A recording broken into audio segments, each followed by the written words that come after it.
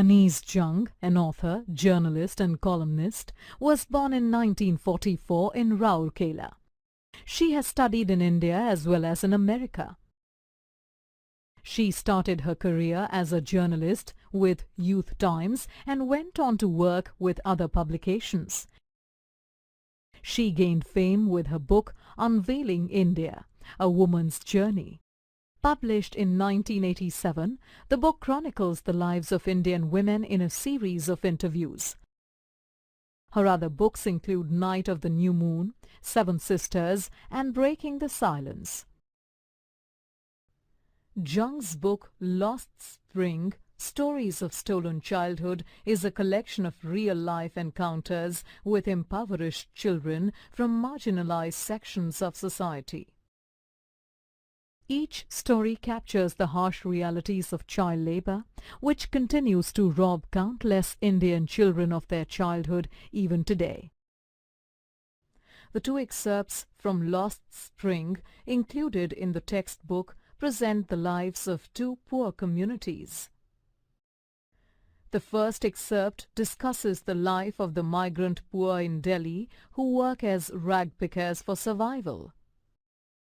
The second one highlights the fate of a community of bangle makers from Firozabad who are doomed to a life of deprivation because they cannot escape their traditional occupation. Both excerpts show us how children especially have to bear the brunt of poverty, from not being able to attend school to being forced to work in inhuman conditions in traditional professions without any hope of escape. Here is a summary of the excerpts from Lost Spring. The first excerpt describes the narrator's encounters with a child named Sahib. Sahib and his family migrated from Dhaka after their homes and fields were destroyed by storms. Now, they live on the outskirts of Delhi, digging through garbage dumps in the city for their livelihood. Sahib does not go to school because there are none in his neighborhood. The narrator light-heartedly asks Sahib if he would attend a school started by her. He agrees and even asks the narrator about it a few days later. She realizes that she had made a promise she had not really meant to keep, and recognizes with embarrassment that for children like Sahib, such broken promises are common. The narrator notes that Sahib and his friends are mostly barefoot and have never worn shoes in their life. Those who do have shoes wear mismatched ones. The narrator recalls seeing many such barefoot children across the country.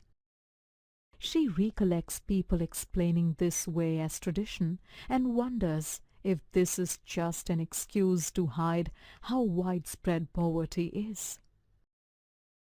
The narrator then recollects her visit to Seemapuri on the outskirts of Delhi, where migrants like Sahib's family live.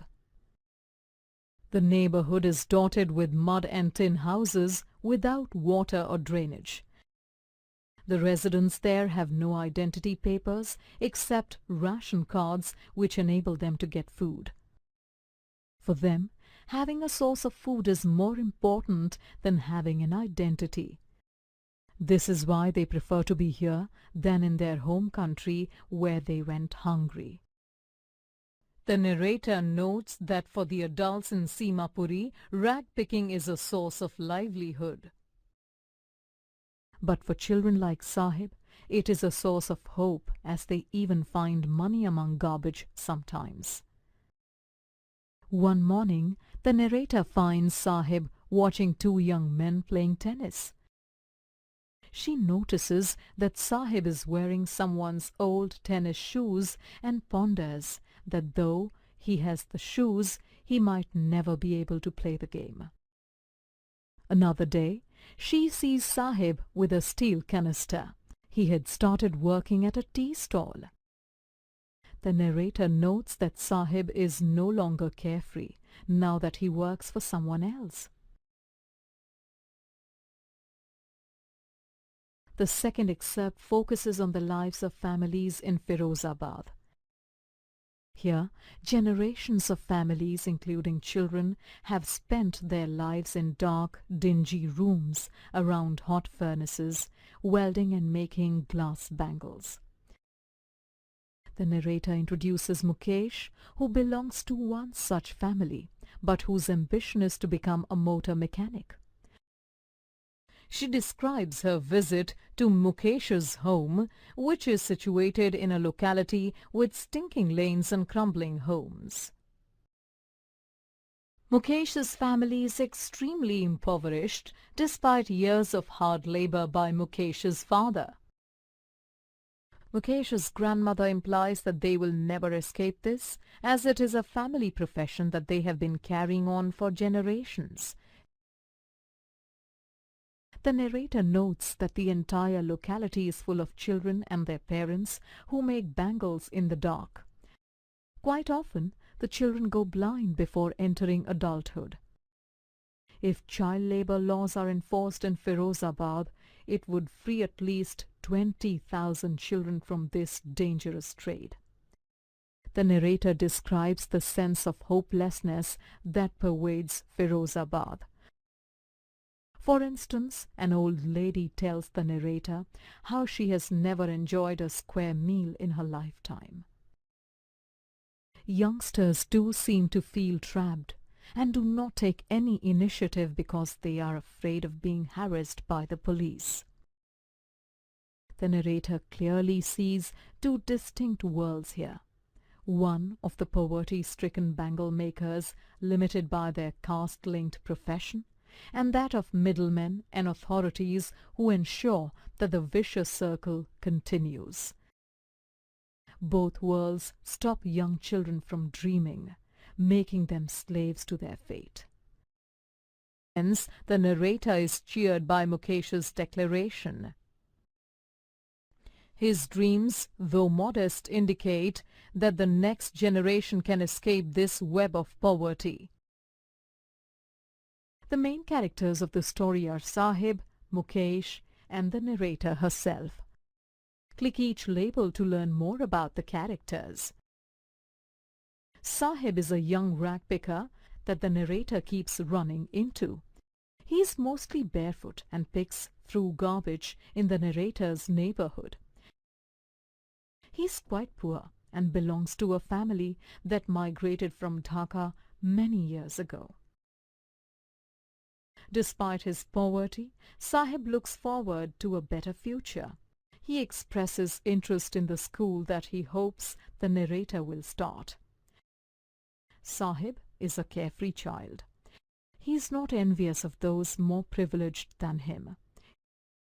He is quite cheerful in his interaction with the narrator. He loves watching tennis without minding that perhaps he would never be able to play it. Mukesh belongs to a community that has been making glass bangles for generations. His family has been unable to escape the vicious cycle of poverty despite the years of hard work that his grandfather and father put in. However, unlike his grandmother and others in his community, Mukesh does not believe that his God-given lineage is his destiny. He is one of those rare souls among the bangle makers who still has hope. He dares to dream and declares that he will be a motor mechanic. It must be noted, however, that Mukesh is still in touch with reality and does not dream too big. When the narrator asks him if he would like to fly planes, he says no. The narrator's character is also made evident in the narrative. The narrator is quite self-aware, realizing and presenting her own shortcomings. This is clear from her embarrassment when Sahib came to ask her about her school. She realizes that she herself had made an offer she did not seriously intend to undertake. The narrator displays concern and sympathy for the marginalized classes. She recognizes their concerns and sensitizes the reader to the plight of these voiceless citizens of the nation. Now, let us examine the story closely. Both excerpts from the story are set in different locations. The first one is set in Delhi, in and around Simapuri, which houses a community of rag pickers. The second one is set in Firozabad in Uttar Pradesh. The setting highlights an irony. Though Simapuri and Firozabad are geographically close to urban centers, they are nowhere close in terms of development. The two excerpts primarily draw our attention to the social evil of child labor.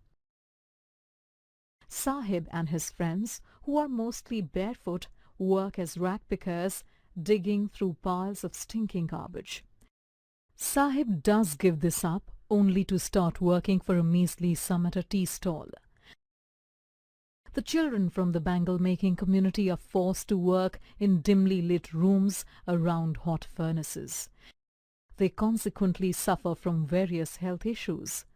Moreover, since the profession is caste-linked, they are discouraged from thinking of doing anything else in their life. Thus, none of the children mentioned in the excerpt seem to have any of the opportunities that every single child should have to play, study, and dream of a good future. A related theme is that of urban poverty, which is prevalent across India. Both communities live in extremely unhygienic conditions in houses that are crumbling. They don't have access to basic facilities like water. Furthermore, their professions are harmful for their health and do not help them escape the clutches of poverty and exploitation. The excerpts also demonstrate the insensitivity of society and authorities towards the poor. The narrative of the rag pickers shows how many people promise to help them, but no one does. Even the narrator made a half-joking promise to Sahib to help him study, one which she had no intention of fulfilling. In the case of the bangle makers, no one seems to enforce child labor laws, which could actually change the fates of 20,000 children working in the bangle-making industry illegally. Politicians, bureaucrats and policemen are said to be in league with middlemen, thus ensuring that the children in the trade have no means to escape even when they wish to do so. Lost Spring is written in a straightforward manner. Anise Jung uses the first person to create an affinity between the reader and her characters. One cannot help but be moved at the plight of the characters. An interesting feature is the use of the present tense throughout. Jung has also seamlessly woven in several figures of speech in the narrative. As a result, the prose is almost poetic and the readers are drawn into the situations being described.